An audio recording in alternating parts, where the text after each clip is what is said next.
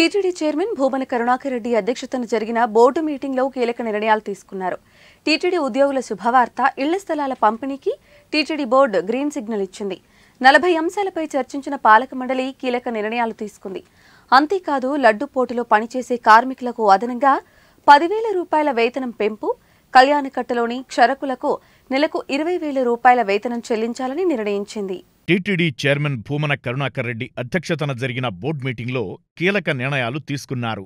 3,518 మంది టీటీడీ ఉద్యోగులకు ఇంటి స్థలాలను గురువారం ప్రదానం చేయనున్నారు. జనవరి మొదటి వారంలో 1,500 మంది ఉద్యోగులకు ఇళ్ల పట్టాలు ఇస్తారు. అలాగే 3,500 మంది విశ్రాంత ఉద్యోగుల కోసం 85 కోట్లతో 350 ఎకరాలు కొనుగోలు చేయాలని బోర్డు నిర్ణయించింది. అర్చక పాలన వ్యవహారాలను పర్యవేక్షించే పెద్దజియర్, చిన్నజియర్ మఠాలకు 60 లక్షలు, 40 లక్షలు అదనంగా పెంచుతూ బోర్డు నిర్ణయం తీసుకుంది. లడ్డూ పోటులో పనిచేసే కార్మికులకు అదనంగా 10,000 వేతనం పెంపు, కళ్యాణకట్టలోని క్షురకులకు నెలకు 20,000 వేతనం చెల్లించాలని నిర్ణయించింది.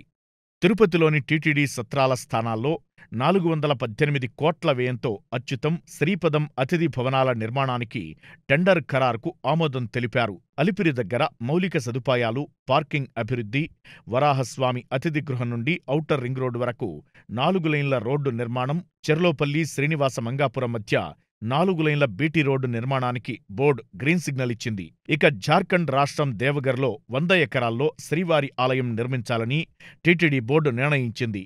చంద్రగిరి మూలస్థాపన ఎల్లమ్మ ఆలయ అభివృద్ధికి శ్రీవాణి ట్రస్ట్ నుండి 2 కోట్లు నిధులు కేటాయించారు.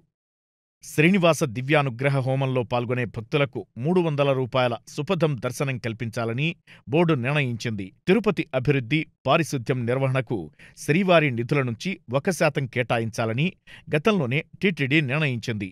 ఈ విషయంలో కోర్టు నిర్ణయం మేరకు నడుచుకుంటామని స్పష్టం చేశారు టీటీడీ చైర్మన్ భూమన కరుణాకర్ రెడ్డి. ఫిబ్రవరిలో దేశవ్యాప్తంగా పీఠాధిపతుల సమావేశం నిర్వహించాలనే అంశంపై కూడా బోర్డు చర్చించింది.